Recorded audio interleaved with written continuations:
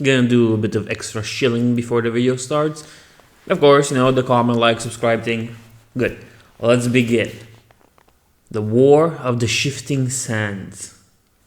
The midday sun fixed its unflinching gaze upon the sands of Silithus, bearing mute witness to the multitudes forming ranks outside the scarab wall.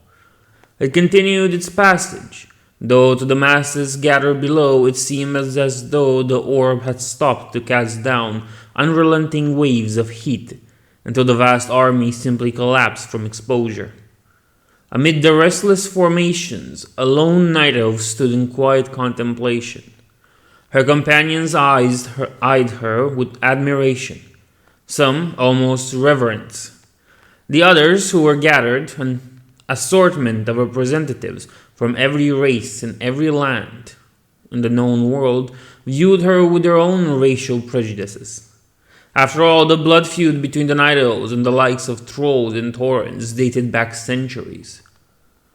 No matter their affiliations, however, all who had come to battle that day shared one sentiment for the Night Elf: respect. Shiromar was like the sun above, impassive, unwavering, and unflinching.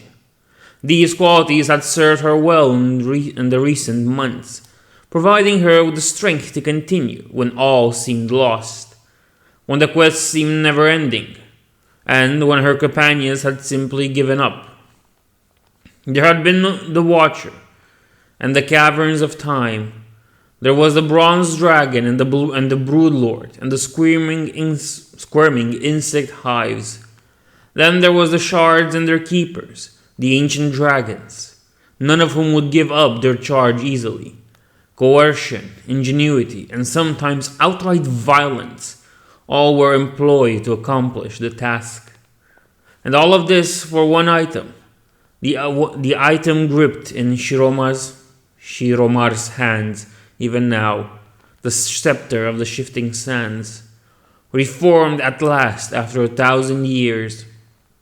In the end, all roads had led here, to Silithus, and to the gates of the scarab wall, here where the scepter was shattered. Shiromar looked up at the sky and remembered a time when the sun had been eclipsed by dragons, when the Qiraji and silithid flooded over the legions of night elves in seemingly eternal waves, when hope seemed but a shadow. It seemed as if none would survive those terrible months, yet here she was, standing before the sacred barrier that saved their lives all those years ago during the War of the Shifting Sands. Fandral Staghelm led the charge, his son Valstan at his side. They had chosen the gorge so that their flanks would be protected against the unending flow of silithid. Shiromar was close behind the front line, casting spells as quickly as her energies would allow. They had fought their way to the mouth of the gorge. Fandral and Vastan, accompanied by the most battle-hardened sentinels, keepers, and priestesses, with the druids healing and casting exhaustively. It seemed that for every massive cluster of silithid that was destroyed, hundreds more would take their place. So it had been for the past few days, since word of the silithid incursion had first arrived, and Fandral had sounded the call to arms. The priestess Shiromar, that's a hard name, and her companions had all regained enough energy to call upon the grace of Elune simultaneously. They now watched as a blinding column of light obliterated the swarm blocking the gorge's terminus. Then, a low buzzing sound filled the air. One by one, flying insect creatures, the winged Qiraji, flew over the lip of the gorge and down, striking at the druids in the supporting positions. Fandral led the front lines from the gorge into the open sands, stepping over the corpse mounds of the silithid. The air was alive with the thrumming of the Qiraji as they swooped down and slashed with clawed appendages. Fandral pressed forward to allow the supporting ranks room to spread out. As she looked to a ridge in the distance, Shiromar witnessed swarms of land-bounded Qiraji pouring over the crest like ants swarming. pouring over the crest like ants swarming from a hill. A towering monstrosity lumbered into view, swinging clawed limbs looming over all, shouting commands to the insect soldiers. Among the chattering and droning of the swarms, one sound seemed to repeat in the presence of the commanding warrior. Rajax. Rajax. Though Shiromar did not understand the Qiraji's communications, she wondered if that might not be the creature's name. As the next wave of Qiraji drew near, a great horn sounded. From the east and west, multitudes of night elves charged onto the field. With a blood-curdling cry, Fandral and Valstan pressed straight into the heart of the oncoming storm. The two sides clashed and melted into each other as the newly arrived forces crushed in on both flanks. Shiromar felt for sure that they had won out, but as the shadows grew long and day proceeded into night, the battle continued. In the center of the fray, Faldran, Valstan, and the Qiraji general clashed in a desperate struggle. As Shiromar narrowly avoided several attacks from the winged Qiraji, she glanced to where the general battled father and son. The numbers of the Qiraji were dwindling, and the general seemed to sense this, for with a mighty leap he bounded away, back to the ridge where Fandral had first spotted him. From there he disappeared, and the few remaining insect creatures were quickly eradicated. You get it. That evening watches were set as the Night Elves' forces rested. Fandral knew that the Qiraji threat had not fully been quelled, and he expected the battle to begin anew the following morning. Throughout the night, Shiromar slept only in brief increments, the din of battle still ringing in her ears, though the surrounding desert remained quiet. With morning, as the troops reformed and pushed onto the ridge, they were greeted by an eerie stillness. Shiromar scanned the horizon, but the Qiraji and the silithid were nowhere to be seen. As Fandral prepared to press on, a messenger arrived with dire news. The town of Southwind Village was under attack. Fandral considered pulling the troops back to defend the village, but he sensed that such an action would only leave an open door to invasion from the remaining Qiraji. They still had no idea of just how many the insects numbered, and even if they had seen all this new race had thrown at them. Valstan correctly guessed his father's thoughts and offered to lead the detachment to the village so that Fandral could stay and provide containment. Standing close by, Shiromar heard the rest of their conversation play out. "It could be a ruse," Fandral said. "Surely we can't take that chance, father," Valstan answered. "I'll go. I'll defend the city and I will return victorious, upholding the honor of your name." Reluctantly, Fandral nodded. "Just return alive. I'll be more than satisfied." Valstan gathered a detachment, and Fandral watched his son depart. Shiromar worried that their forces were divided, but she understood the necessity of the action. For the next few days, Shiromar and the others battled wave after wave of silithid streaming from the hives scattered throughout the land. Still, the Qiraji remained unseen. A feeling of dread began working its way under Shiromar's skin. She felt a bad omen that the Silithide's master had not appeared for so long. She worried over the fate of Valstan, and at several points throughout each day, during lulls in the continuous butchering, she spied Fandral quietly looking back over the horizon, anxiously anticipating his son's return. On the third day, as the noonday sun reached its zenith, the Qiraji appeared, their numbers reinforced. Once again, the buzz of the insect wings steered the air. Once again, interminable multitudes crested in the rims of the horizon. They spread out before Fandral and the others like the shadows cast by a giant cloud obscuring the sun, and stopped and waited. Fandral formed his lines and stood at the forefront of the ranks as storm crows circled overhead and druids in bear form clawed the dirt in anticipation, all watching intently. Moments later, the ocean of insects parted, and the hulking form of the Qiraji general approached, carrying a wounded figure in its clawed appendages. It proceeded to the front of the Qiraji lines and held Fandral Staghelm aloft for all to see. Gas spread throughout the ranks. Shiramar felt her heart sink.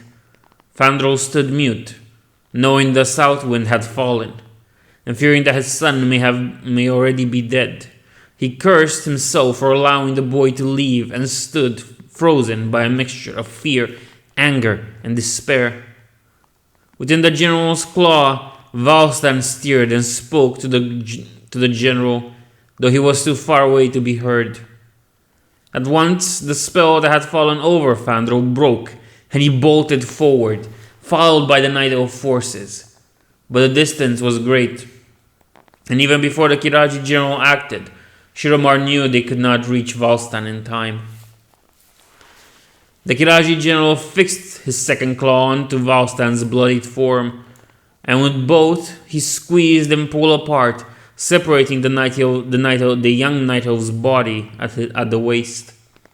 Fandral slowed, faltered, and fell to his knees, the onrushing Night Elves parting around him. As the two forces finally clashed, a sandstorm rushed in from the east, blocking out all light, choking, stifling. Shiramar felt the winds force her movement nearly to a halt. She blocked her eyes as best as she could, the howling wind buffeting her ears, drowning out the sounds of battle and the screams of her dying comrades. Through the chaos she glimpsed the murky behemoth shadow of the Qiraji general not far away, slashing and reaping through the rows of night elves like a harvester shoring wheat. Then she heard Fandral, his voice ghostly through the storm, calling for the armies to fall back. Much of what followed seemed to happen rather quickly, although in fact it took days. Fandral led his forces out of Silithus, to the mountain passes, and into the bow of Unguro crater, the Silithid and Qiraji legions never far behind, consuming those who fell just beyond the protection of the primary force. Once inside Unguro, however, a strange thing happened. Word spread throughout the ranks that the Qiraji had fallen back, just as the forces had passed the edge of the crater. The Archdruid gathered the remaining troops in the bowl's center and gave the order to stand fast. Finally, a lull had come in the fighting, fleeing and dying. But the Night Elves had suffered a bitter defeat, and Fandral Staghelm's demeanor had changed irrevocably. Shiramar watched as Fandral stood guard, looking out from Fireplume Ridge, the steam of the volcanic vents rising behind him, the orange lava glow illuminating his face, a mask that concealed the deepest anguish, a sorrow known only to parents who have outlived their children. The sudden retreat of the Qiraji puzzled Shiramar. The more she thought on the subject, the more she remembered the legends surrounding the crater, rumors that had been built in the primordial age by the gods themselves. Perhaps they watched over the land. Perhaps their blessings still anointed this place. One thing, however, was for certain. If a plan was not devised to stem the tides of the insect race, Kalimdor would be lost forever. The War of the Shifting Sands continued for long, agonizing months. Shiramar managed to survive battle after battle, but always the Night Elves were on the defensive, always outnumbered, always driven back. Out of desperation, Fandral sought the aid of the elusive bronze dragonflight. Their initial refusal to interfere was reversed when the brazen Qiraji attacked the caverns of time, home and province of Nosdormu, the Timeless One. Nosdormu's heir, Ahn'Qiraj, agreed to enlist the bronze dragonflight against the marauding Qiraji. Every able-bodied night elf joined the cause, and together they forged a campaign to retake Silithus. With even the might of the dragons backing them, however, the sheer numbers of the Qiraji and the silithid proved overwhelming.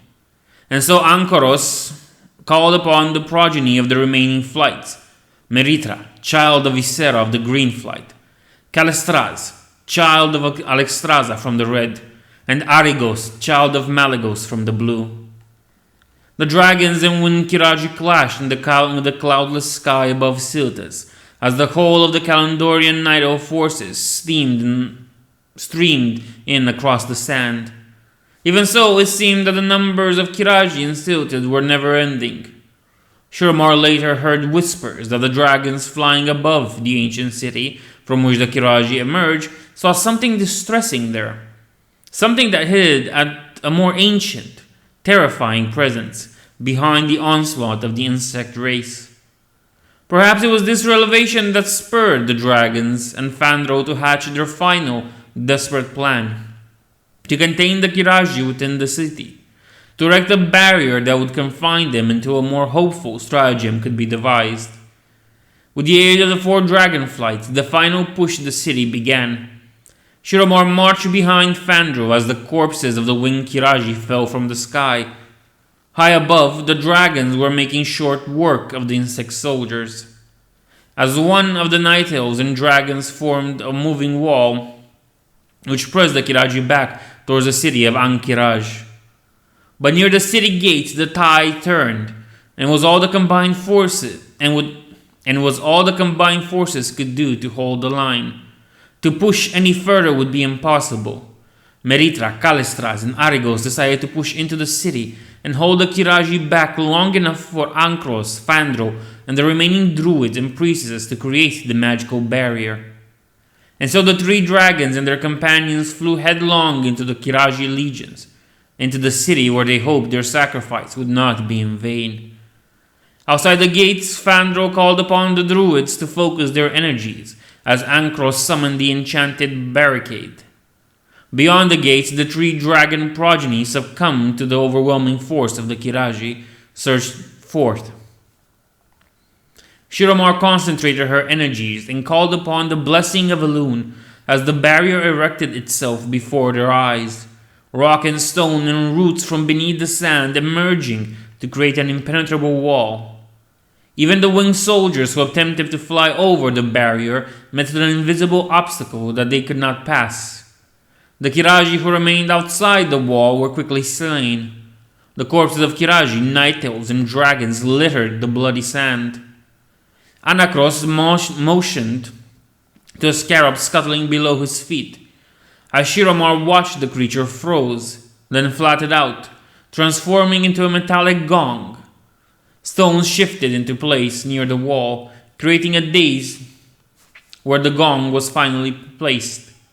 The great dragon then proceeded to the severed limb of one of his fallen companions. He held the appendage, and after a series of incantations, the limbs morphed into the shape of a scepter. The dragon told Fandral that should any mortal ever wish to pass the magical barrier and access the ancient city, they need only strike the scepter against the gong and the gates would open. He then handed the scepter to the Archdruid. Fandral looked down, his face twisting in contempt. "I want nothing to do with Silithus, the Qiraji, and least of all any damn dragons." With that, Fandral swung the enchanted object into the magical gates, where it splintered into a shower of fragments, and walked away. "Will you shatter our bond for the sake of pride?" the dragon asked. Fandral turned. "My son's soul will not find comfort in this hollow victory, dragon. I will have him back. Though it will take millennia, I will have my son back." Fandral then strode past Shiramar, who could see him in her mind even now, as if it were only yesterday and not 1,000 years past. One by one, the gathered forces of Kalimdor looked to her, waiting. She struck out toward the dais, passing humans and taurens, gnomes and dwarves, and even trolls, races whom their kind had fought against, who were now united to end the threat of the Qiraji once and for all. Shirmar stood at the base of the steps and took a deep breath. She climbed to the top of the dais and hesitated only for a second. Then, with one mighty swing, she smashed the scepter into the ancient gong.